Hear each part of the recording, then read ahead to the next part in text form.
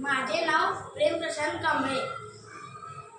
माझ्या हातात जे पुस्तक आहे ती इसापच्या नीतिकथा।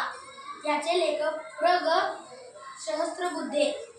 हे या पुस्तकाचे पृष्ठभाग व हे मलभाग। माझ्या मित्रांनी जी कथा सांगितली आहे एक दिवा, त्यावर मीने संवाद लिहिला आहे, ते तुम्ही शांततेने ऐकून घ्यावी अशी माझी नम्र विनंती।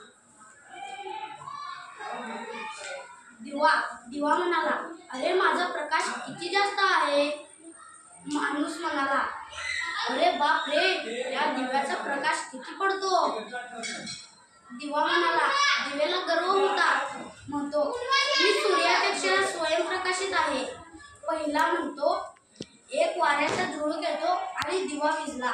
दुसरा, तुझ्या गर्वामुळे तू विझलास। तिघेही म्हणाले, असा गर्व परत करू नको।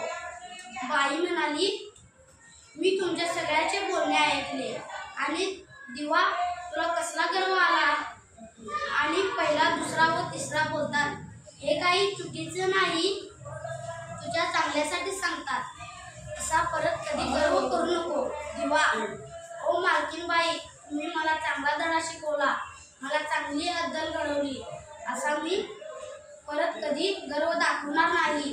पहिला म्हणाला। दिवा सर्वांकडून माफी मागतो व सगळे माफही करतात। धन्यवाद।